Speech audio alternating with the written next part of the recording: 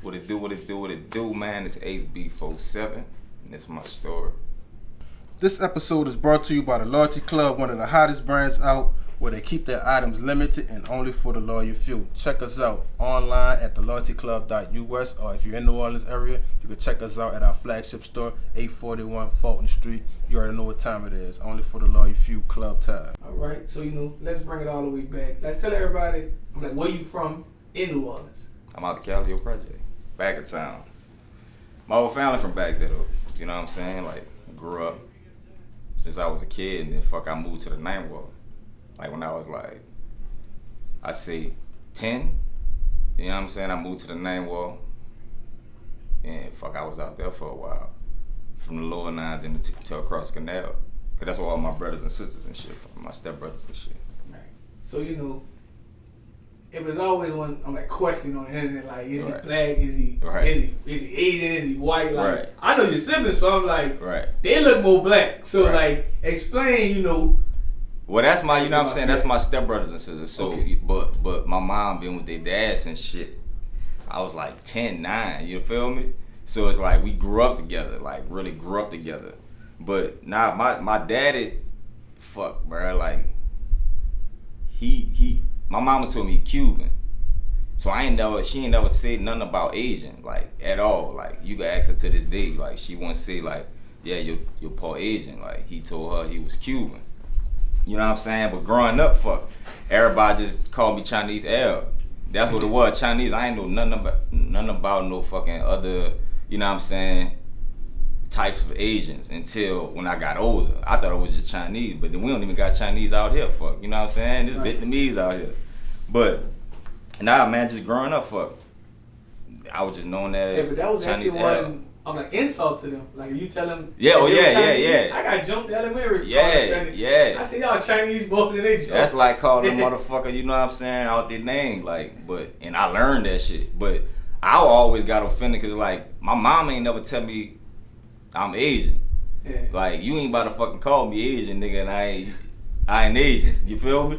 So, nah, but I ain't never really have a problem with that shit, elementary shit, you know what I'm saying, motherfucker, kids is kids. But as I got older, everybody already knew me. I grew up in the same neighborhood with them when I moved. I bounced around.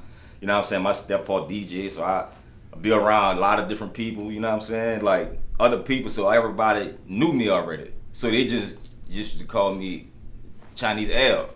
You feel me? And the whole time, when you sit around the Asian, Chinese. Right. Yeah, you don't call them motherfucker what they not, you know what I'm saying? But then when I got older, I bet, you know what I'm saying, I started fucking with the Asians hard. Before that, when I was talking about, I was 27. When I started fucking with Pete, the Asians reached out to me. My homie, Tommy Tats in DC. So he reached out to me man, look, you Asian, you know what I'm saying? Fuck with us. We gonna fuck with you. I'm man, I don't know what I am, but you know what? Fuck it. Fuck it. You roll with it, huh? I roll with it. Fuck it. I'm going out there. Fuck it. I don't know what I am. They don't know what I am. They well, look, you one of us. Fuck it. You represent for us. I'm so what happened on. when they started speaking it to you? No, they ain't speak the shit to me. You know what I'm saying? Because I'm really fucking with the Cambodians. The Cambodians, the blacks of the Asians. You feel me? So it was me being in the culture, going around them, is it was the same shit. You know what I'm saying? It's not the shit you see motherfuckers sitting on the floor and the certain shit you see in movies and shit. I'm with the Cambodians, so they thugging. So I'm doing the regular shit. It's just they just look like me. Right. So a lot of people thought I was Cambodian. Man, they called me all type of shit. And the first time I saw you do an interview, I was in my mind man, they ain't got no damn Asian people in the Cali. They don't. I'm wait, what?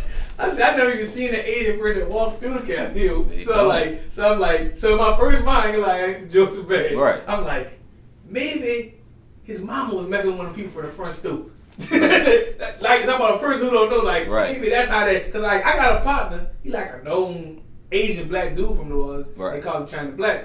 Okay. And his mom used to have stores. His daddy was black. Right. His daddy hooked up with the lady from the front stoop. I'm saying in general, that's how I thought that kind of went. Because we got a hood. If you in the middle of the hood, they got you got an Asian black boy. You kind of know what happened. Or like now in New Orleans. Right. They got a lot of black Arab kids. Right. But nah, it ain't fuck. My mom and my dad when they was young, you know what I'm saying? That ain't work. They stayed friends, you know what I'm saying? But he left. I ain't never met my pop. You know what I'm saying? Have you saw a picture of him? Mm-mm. Oh, so you don't even know what he looked like or nothing. You just No. Nah, my mama, you know what I'm saying, was just, and the whole they stopped time you talking, like, but man, she got pregnant, she was young, so. I'm like, my mama told me I'm Cuban. The Cubans don't need it. You know what I'm saying? But the crazy part, bro, I lived in LA, you know, when I was fucking with P and shit. Like, when I was out there, I met Mexicans and saw Mexicans that look Asian. And you a sweat they Asian, but they Mexican. I didn't see like different type of people that look Asian. Like, I got partners that's, you know, full black and got same features. Yeah, they just darker. I got cousins that got the same eyes, same like, but they just darker. But I don't know, bro. Yeah, you don't know, huh? Fuck, I don't know. I'll be real serious. I don't know. Hey, but you made it to this age, like, it is what it is, nah. It is what it is. Okay. I ain't never gave a fuck. You know what I'm saying? So bring your journey forward. I'm Yeah. like, what did you graduate from?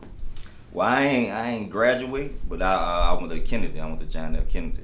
So how was Kennedy actually before Katrina? Because everybody, that was lit. That was a fashion show. That was motherfucker learn how to get fly. You know what I'm saying? Like, motherfuckers come in dressed. Like, and I lived across the canal, and we wound up getting in there.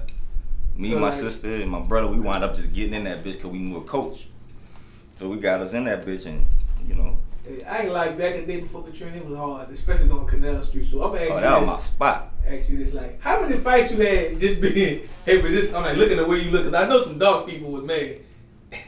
Nah, I ain't had no problems. You know, problem though. Nah, man, I knew everybody. You know what I'm saying? I remember people used to be just fighting because dudes light skin, like, damn. They just look for a reason to fight you. Nah, I ain't had no problem. I used to always be on Canal Street. That was my spot. I knew everybody. You know what I'm saying? That's how everybody knew me.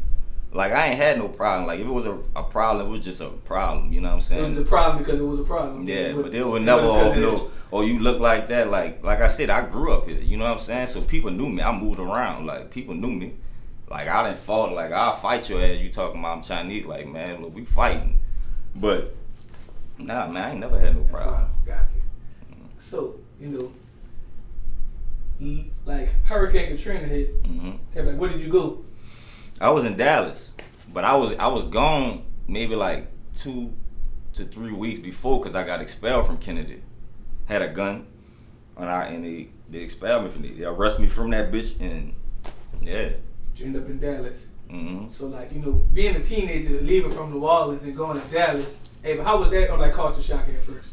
Oh, that's different. You know what I'm saying? Like, that's totally different. Like, that shit's so big and just spacious and it just look different. Like, you know what I'm saying? Like, you don't see no shit like that in the city. And like the people, period, like it was a melting pot.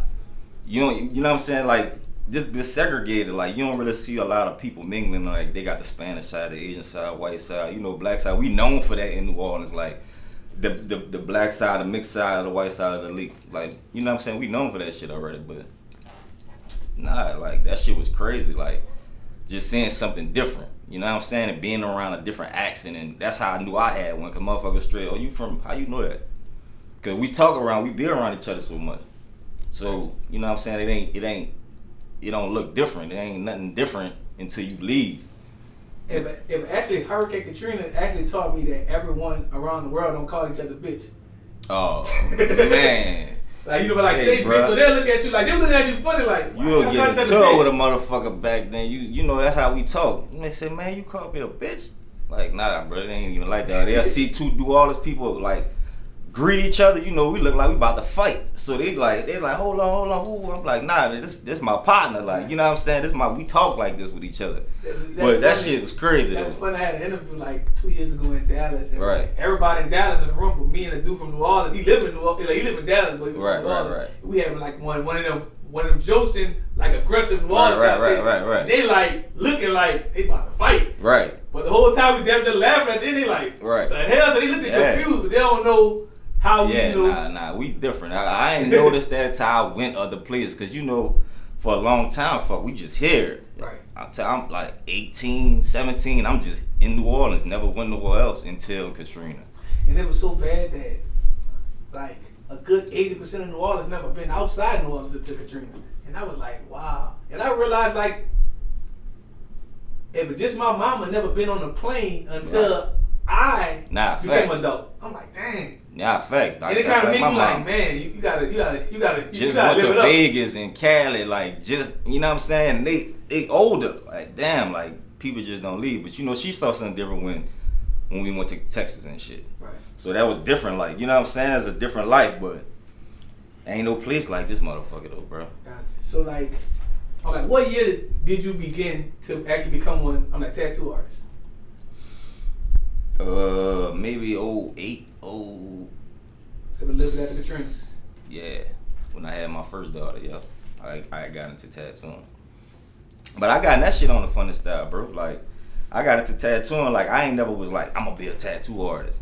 Like, people knew me in school and shit for like drawing and paint shoes and, you know what I'm saying, doing shit. So they're like, man, when you tattoo, I won't get a tattoo. But I wasn't on that shit. I was trying to get tatted, and I wanted to learn how to tat myself. But I had caught the news in Houston, you know what I'm saying, for some shit. And them bitch, I'm like, man, I'm about to go to jail. Bitch, I'm about to go to jail for a long time. They got me on the news for home evasion. I'm like, damn, boom. I said, bitch, I'm about to learn something. I'm about to learn something, how to do something in jail. So I learned how to make a machine. I done took a fucking, what is the analog? The what vibrate or the little motor and the controllers. I ain't tattoos. No, in a like the motor control cars, like the little motors. Oh yeah, I didn't talk about the little motors. Take that bitch and hook that bitch up to a machine. So I'm like, I bet when I get in there, I'm gonna tattoo and I'm gonna make some bread. And then boom, some shit happened, dog. They ain't had nothing on me. And fuck, I came back to the city and I started tattooing. And you know the crazy part is you just already put in your mindset what you was gonna do in jail. I always tell people they got the smartest people in the world in jail. Like, and when my partner showed me how he charged his phone, I said, bro. Said, bro. Why you can do all this while you was at home? Creative in jail, bro. Motherfuckers are creative in jail, bro. Like, if anybody know how to charge their phone, if you see how the people charge their phone in jail, because I was like, man, everybody got a phone. Say, bro. How they charging them? It's like the guards charging it. Like, man, dude showed me how he charged his phone. I said, bro, you damn near low-key genius. Say, bro. That motherfucker McGow's up there, bro. Like, you could damn near create energy. If you know how to do that. McGow's, bro. That's crazy. So, you know, coming back to all the tatting, so like, hey, but when did you become one, music artist? Or you was already one? Like around the time I came back, I done got into the music with my people, banging records with Don B. So I went to school with his son. You know what I'm saying? My partner, LaDon. All them, like, they was just in the house, you know what I'm saying? So I just came down here, had a baby, so they like, man, I got a studio. So I'm like, fuck it, I rap. Boom, I go to the studio, and fuck, that's where it went at. And I started really just doing music. Before that, I ain't do it, I just write and rap the shit to myself and my partners. I couldn't record none of that shit, but until I got to the city, I hooked up with them, we moved around. You know what I'm saying? I learned more in it, just not just rapping and shit. And that's how I kind of started. And then, yeah, I just kept going, doing little shows and shit, pop up, going by luck, doing shit he had. You know what I'm saying? Fucking with Vamp, you know what I'm saying? Rest in peace, Vamp, when he was alive. He'll call me, man, come perform, you know what I'm saying? That's how I met a lot of artists and shit that's, you know what I'm saying, popping up, was doing shit, because I started around that time. Gotcha. And, you know, bring us back, what year did you actually get that phone call from Master P? And like saying, you know, damn, we gonna sign you. Just had to be like 16, 17. Well, I can't. Yeah. Probably because it was like almost 10 years. 10 years now. Yeah. So when he called me.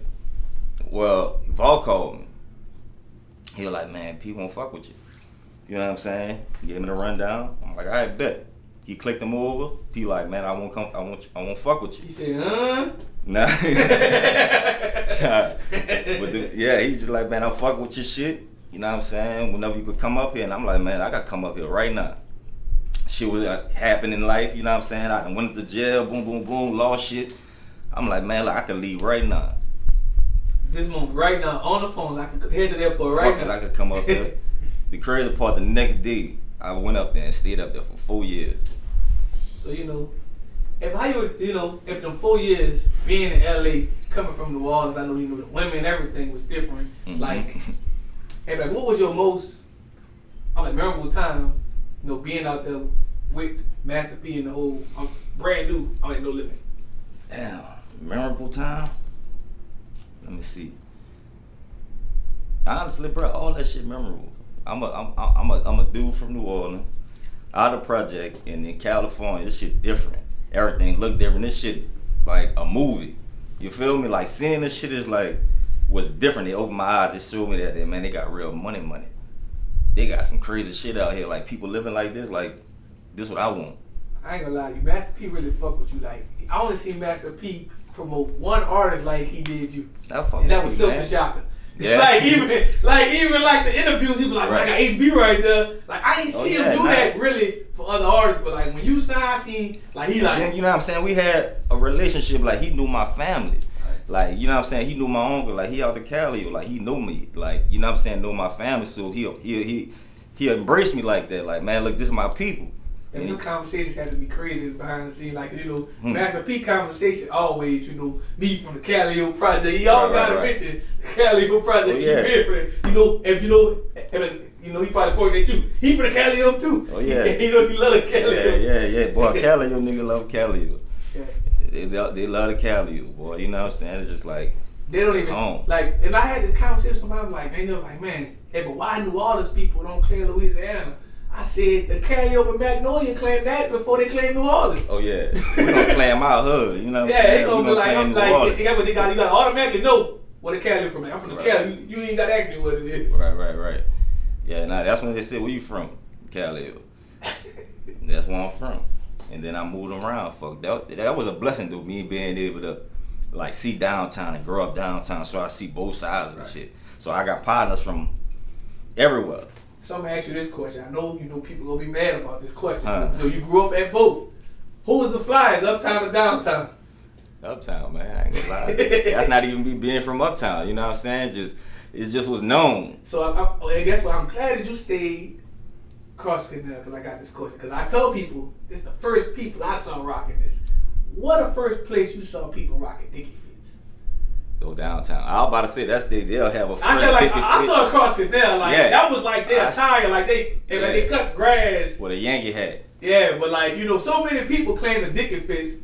I don't know. I give it to downtown. I give it to downtown. So I had another conversation. We had Booby Black here. Shout out Booby. And he was like, so Slim started camouflage in New Orleans, but downtown LOG and all of them came up with that first. So far as your knowledge, you're gonna speak from my knowledge. All I just remember like Uptown, from Cash Money having the camouflage on, P and them having the camouflage on. Like that's what I remember. You know what I'm saying? Uptown did camo.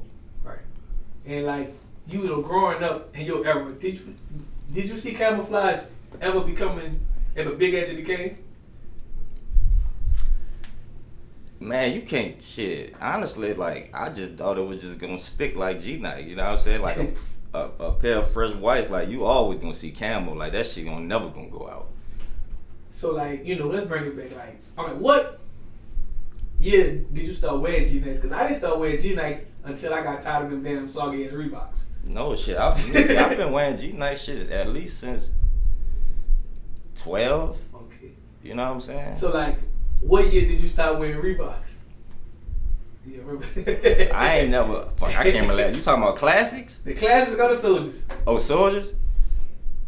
I still give me some soldiers. I don't feel. Still rockin'? Fucking right. I still wear them. How long do they last?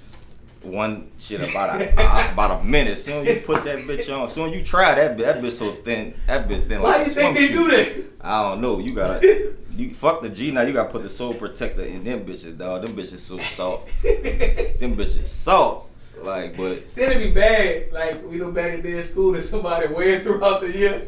You like, where you going to soggy ass soldiers? Them bitches good for one day. Them bitches like a take home bag, but them bitches fly. I was like, I get them. Yeah, that's for a straight picture. Soon as you walk in them bitches, it's over. Yeah, shout out to Reebok, man. It makes soldiers more durable. Gotcha. So after Master P, after you got back to tatting hard again, and you hooked up with the Black Ink, and you was on the show and everything. So how that experience was for you? It was cool, man. You know what I'm saying? It was different, like going to reality. I ain't never did reality. I did movies and you know what I'm saying, shit like that. But you know what I'm saying, it was cool. It was an experience. You know what I'm saying. It made me want to come up with an idea like fuck it, I want to try it or do something. You know what I'm saying. So you know, since you've been on VH, when I was about to ask about this, because I got a partner that was in like on Black Ink, but he called me next day like, man, I think I let my partner get jumped because I didn't know if it was real or not. That was somebody you knew partner got jumped. You know, yeah, he ain't really get jumped. So he felt like but he was right. He like, man, I ain't know if I was supposed to jump in or not. But I'm gonna just speak on you like, do them fights be really real? Nah, that was a real fight. That was a real fight. I was there at the pool party. Yeah. Cause people ask me why you didn't jump in. First of all, I don't even know partner. And they had their own shit going on. That's everybody from New Orleans at the party. That's about, but it's a barber that was on side, so he come back the next day like. Who was with him? Yeah. Yeah, he walked in with him. So he like, I didn't know if it was real or not, and I didn't know if I could swing that on the people on camera. Nah, it was real. It was real. Like, cause they had previous shit that I didn't even know about. Like, I saw it unfold right then and there. That's the only thing about reality. You never know what's gonna happen. So it's real. It was like real as it's gonna get. Yeah. That's crazy. I wouldn't do reality again. I would just say that. Feel me? Cause man, lie, you gotta be the most embarrassing thing ever to get beat up on national TV though too. Like reality, like and that's real reality. No like, man didn't even get beat up. I don't even. I'm just talking about just if you did get dog walked on TV or knocked out. Like anything you doing, cause like it was, you know, it was shit that was like, hey, say this about the situation. I knew home and I was like, I don't know home. I'm not about to say I know this man or say some shit. So I talked to him like after that too. He's like, man, you know, the reality show people kind of like put you in situations to actually have those fights, right? Or do certain things. Yeah. And they'll put some liquor in you. They'll tell you some shit. Cause they try to do that shit, right? That's why I stopped talking on the show. If you look at the show, I stopped talking. So they were like, hey, go in there, say this. I'm like, all right. Me coming from acting, I'm like, well, you know, all right, come on. Everybody knew what the fuck going on. And then I saw how they flipped it. When they played it, I was like, oh, they made me like I was messy. I said, bitch, what? I ain't saying nothing else on the show. They're just looking at me and I just got straight facial expression. I'm like, bitch, I used to unplug my mic. But I ain't doing that shit no more. Unless I make my own show. Gotcha. So, you know, after doing the reality show, you know, if you go full throughout acting again, you know, and like, you know, tell everyone like what your first movie was that, you know, and like most people see. Treme was about first. That was an HBO series. That's like boom. Like I never acted before. This like 2007, 8. You know what I'm saying? Second season, bro. I auditioned for that shit. The same people I was signed to, Don B. You know what I'm saying? Bartholomew boys. Their dad was in the Dave Bartholomew, and Don Bartholomew was in it, right? So they were like, look, man, they got a part coming up playing a rapper. Audition for it. And this time, I was working for the All Spill. I was tattooing with my partner, like, man, come on, let's go to the All Spill and make some money. I'm like, fuck no, boy, that's why I left that bitch. But look, I'm out there for like 7 months too. So like, I'm like, man, fuck this shit, I left. They lying, they ain't giving us the money they want, everything going wrong, bitch. I'm like, man, fuck this shit, I'm about to go back to the city. They just messing up New Orleans all kind of weird. Bruh, them bitches don't like it. But boom, so I'm like, man, fuck it, I'm about to just start over, do tattoos, you know what I'm saying? They like, bro, come to this fucking audition, bro. I'm like, man, I ain't doing that shit. They say, bro, just come to the audition. Boom. They give me the script. I got this bit for like a week or something, 2 weeks. They come bang on my door the morning of the audition, like, bro, come on, you gotta come. You ain't gotta drive, just get in the car. I get in the car. I say, fuck it. Boom, we go do the audition, right? I did the shit. I remember the lines. I remembered everything. So I did the part. A couple days they called back like, bam, you got the part. That's how I stopped. That's how I became an actor. Just went to audition and just did what I was supposed to do. So you know, during the pandemic, I didn't realize you was in so many movies, but I was just in the bed watching a movie, and you came through the stove. I think it was a Mary J movie. Yeah. Yeah, like it was like a zombie type movie or something, something like that. Yeah, body cam, man. Yo, I'm gonna tell you the story about that shit, though. So, how we said I got back into acting. So that's the day I got back into acting. When I got that audition, bro, this shit crazy. So I see my dude right now, shout out right now, Gibson, he out the project too. He on Barbershop, right? So I'm gonna tell you the story of how, you know what I'm saying, got familiar with him. So he on Barbershop. He getting his hair braided. I'm in Cali. So I see the movie and I'm like, man, that dude sound like he from the city. Like, he don't sound like he from New York. He can't even act like he from New York. He don't sound like, so it came on one time, I'm in New Orleans. I'm on my mama. The movie come on. I say, man, don't that dude sound like he from New Orleans? She like, yeah, that's right now. That's your Uncle Bruce's godson. That's damn near family. I said, what? I said, all right, bet. I called my agent. I said, man, I want to get back into movies. I ain't do this shit in 6 years. I said, I want to get back into it. I called her. She like, I ain't in the business no more. I'm going to introduce you to somebody. So I called the lady. She like, yeah, I know who you are.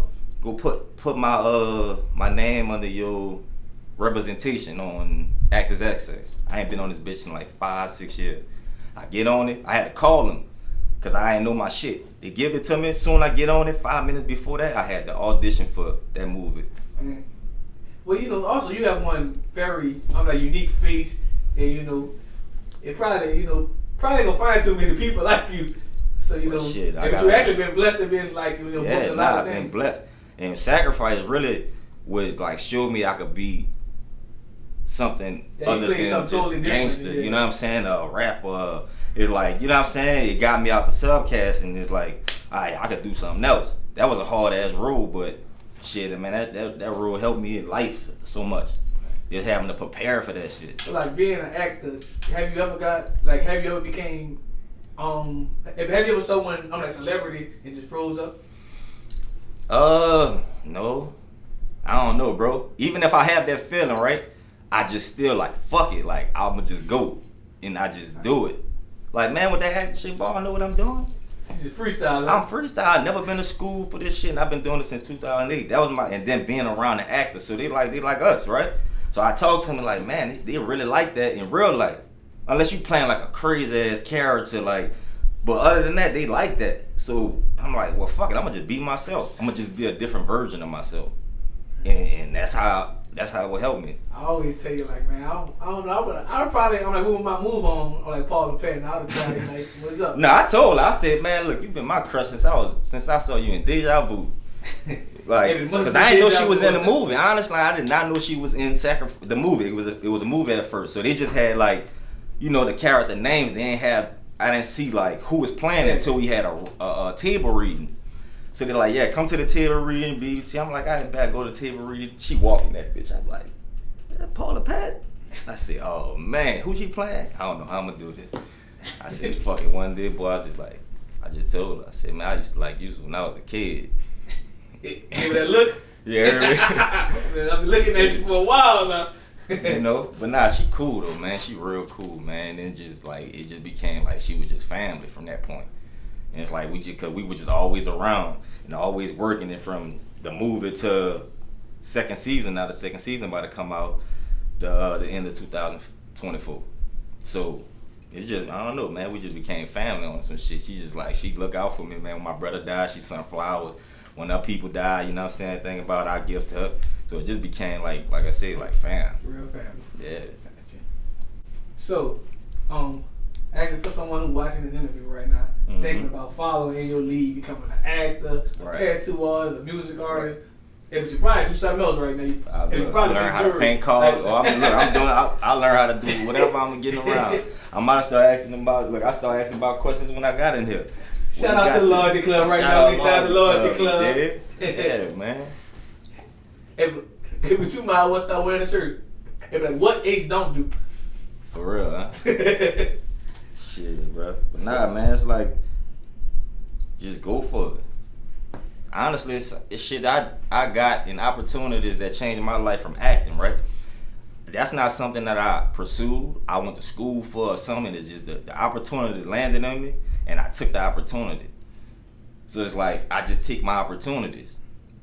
Some of them bad, a lot of them bad, but I learn from them. You feel me? It's like, I learn from it's like, I go in a situation, man, this ain't right. I can walk away. I can see it right then and there. So it's like, you gotta take chances, bro. Risk it all. Go all in. You dig. So, if it's anything that you could change about your life, I'm like, what would it be? Shit. if I ain't lose the people I lost. That's about it. I always tell people, I just wish I never became a convicted felon. Fuck it. Take everything that come with it, huh? Look, I don't regret nothing, man. It made me who I am, dog. Gotcha. So being an actor, being a music artist, like, and also having kids, like, do you ever feel like you don't want to do certain things because you don't want your children to kind of follow behind it, like in the wrong way? Well, that's why I do it. It's how I do it. You know what I'm saying? It's not what you do, it's how you do it. Like, this is who I am. Like, but it's like I could clean it up. Like, a lot of when I do music and I put music out, it's not all about like kill this, sell this, do this. Like, I'm trying to lead away from it because it's like if I got a voice or if I got eyes on me, I don't want to lead. You know what I'm saying? In that direction because I'll know where to go at. You know what I'm saying? I was able to get the fuck out of it. So if I could put you on game, though, that's my purpose. If I could put you on game and teach you something, like, fuck it, I'm going to use my platform for that. Facts, you know what I'm saying? So growing up in New Orleans, I always want to ask someone this. What is something that you miss about the old New Orleans actually before Katrina? Man. I don't know, man.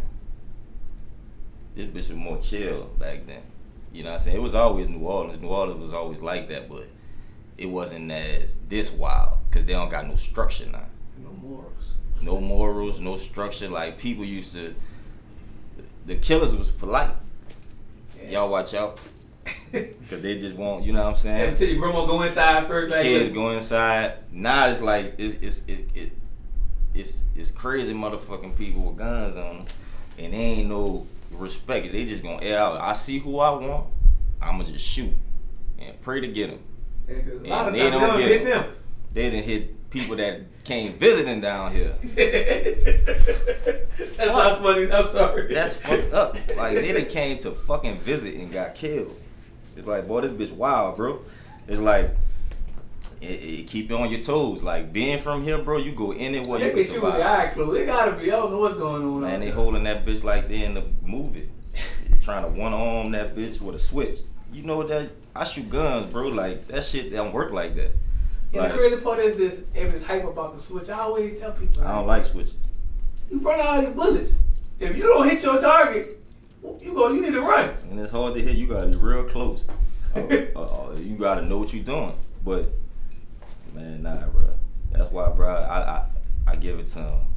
Y'all can have it. I still think that's the inside. Y'all can have it. I come outside for only reasons. Brother, they call me Onk now. See, when you start getting called Onk, it's like, I gotta sit the fuck out the way. I just did an interview a month ago. Dude, she kept saying, yeah, big Onk. And I was about to say, I ain't an Onk. I said, you know what? I ain't even big brother no more. I ain't even big brother no more. I'm Onk. I'm like, big Onk. Damn, man, that nigga look like he look older than me and he called me Onk. Like, he look older than you. I need to get out this fucking But you know, I'm gonna tell you what, like, kind of made me want to say something at first. I'm like, cause I remember I was young.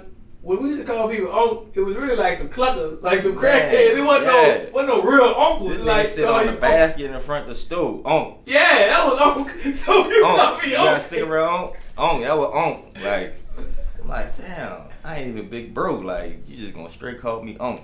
I'm like, man, let me get the fuck away from this. And also, speaking on, the things that I actually miss about New Orleans and like you as well, like, I noticed like when social media really took full effect, right, and New Orleans lost they style, like they lingo and everything. Like, everybody calling people big bro. Now they call each other twin. Like, right.